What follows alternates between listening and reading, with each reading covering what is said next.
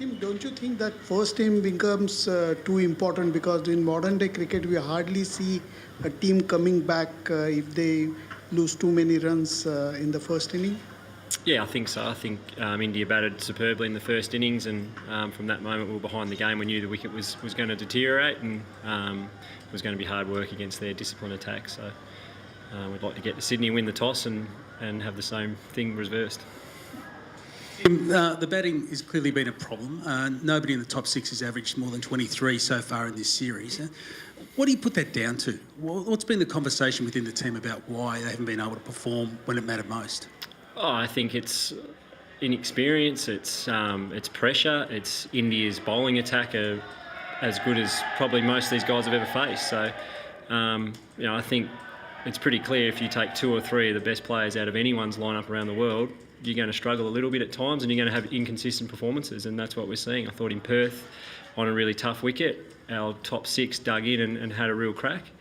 In this game, no doubt, we're a little bit disappointing, but that's going to happen from time to time. We've just got to try and make sure that we're improving and making sure that our good and our bad is a little bit closer together than what it's been in the last couple of Test matches. But I think it's pretty common that you see that when you've got inexperienced players playing in your top six against high quality bowling.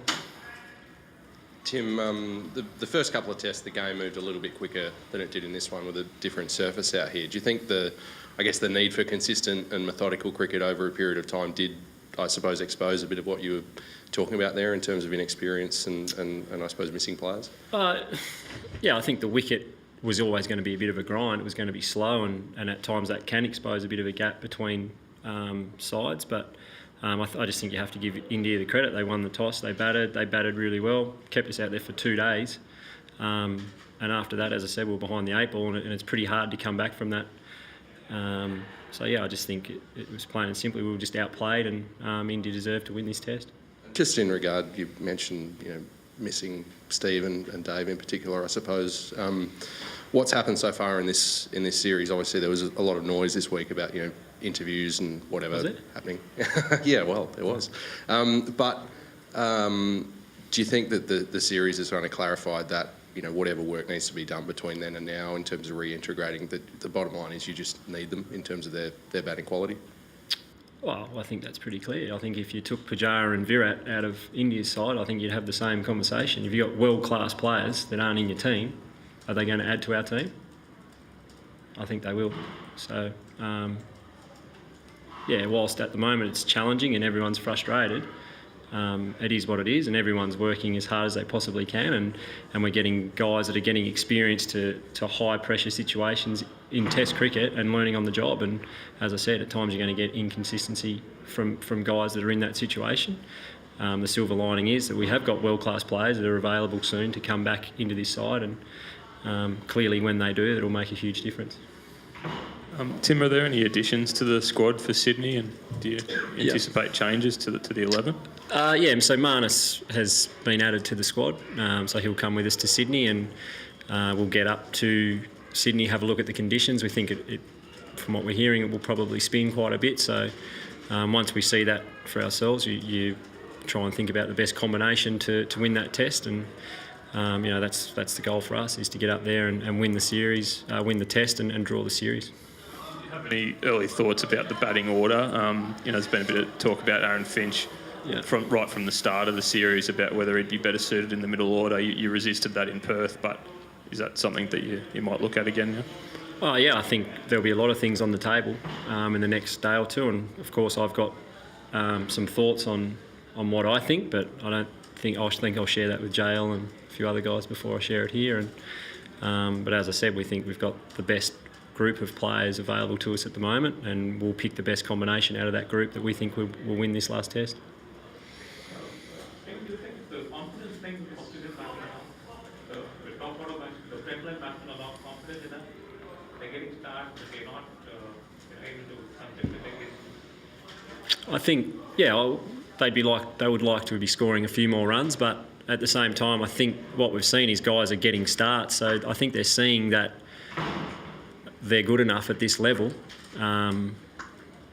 It's just probably a little bit of a mind thing where a couple of them need a big score to really truly believe that they belong at Test level and can succeed at Test level. And the other part of it is that India's attack, their pace bowling in particular, has been incredibly disciplined and has worn guys down. So I think that's also a factor why we're having a lot of starts, because they are just bowling really, really well, and they're making it really hard to score, and they grind you down and force you into making a mistake. And when you make a mistake, you're out.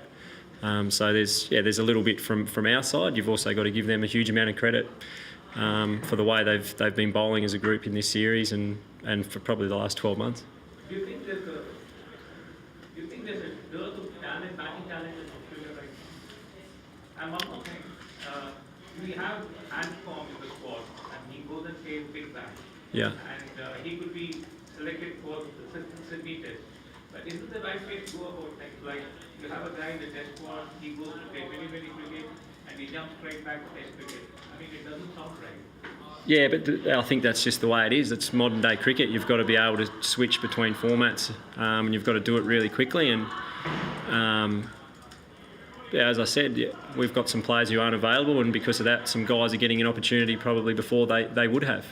But again, at the same time, there's been a hell of a lot of talk about our batting and our top six. But as I think you're seeing, if we can get Virat and Pujara out, there's some holes in the opposition's batting as well. So we've just got to be able to score enough runs to give our bowling attack a chance to line them up. And there's a little. We're not scoring a lot of runs, but I don't think India are at the moment. And part of the reason is that both attacks are really, really good as well. Mitch Marsh has come under, I guess a lot of scrutiny as he does, but particularly the way he went out yesterday. Do you still stick with him and expect him to be there in Sydney, or is he a player that could drop out? Yeah, well, he's coming to Sydney. And as I said, we'll get to Sydney and have a look at the wicket, and that will have a huge factor in what combination of that first 11 looks like going into the next test. But until we get up there, we can't really answer that. But as we've said all along, we know Mitch at his best can offer a lot to Australian cricket. We just need to make sure that he's at his best more often than not, and like the rest of us, that the gap between his best and his worst gets smaller all the time. Tim, you played a Shield game with the SCG this season already. What did you make of the pitch there? Yeah, it was pretty dry. There was quite a few runs scored, I think, from memory, and it was a draw, but we had a rained out day. But from what I'm hearing, it's probably going to be pretty dry, and we'll spin quite a bit, I'd imagine, a bit like the old SCG used to be. So we'll see when we get up there. There's been a lot of talk about the batting depth and what sort of problems have led to this point. Do you get a sense that the bigger picture, the system is broken, whether it's devaluing the Shield or the fact that the Shield goes on break for the Big Bash? Again, it's out of our control, isn't it? So as players, our job is to play cricket and turn up where we're supposed to turn up. We don't do the programming, and we can't help it at this stage. I think we're having conversations with the ACA about how we could potentially do it better down the track, and then Cricket Australia and the ACA will work through that. But at the moment, you can't use change of format as an excuse. We're not playing well enough under pressure when it matters, and that's a fact. Whether it's 2020, whether it's one-day cricket, or whether it's Test cricket, it's happening through all three formats at the moment. And just in terms of the quicks, how sore are they now, and are you quite confident they'll all be playing in Sydney? Yeah, I think physically they're all fine. So they'll come up to Sydney, and again we'll have a look at the conditions before we name our 11. But there's no problems with any of them at this stage. Last question, Dan. Were the interviews you touched on a moment ago, were they a distraction at all? I mean, did they have any effect on the group? Not that I noticed. Obviously, we didn't have them on. We were in the change rooms or eating lunch, so I'm sure guys went home that night and listened to them and had their own thoughts on it, but it certainly wasn't discussed during play. But yeah, look, I think what's happened, and we're getting towards the end where those guys are coming back, and I think that's what the conversation should be around now. I think it's all been out there.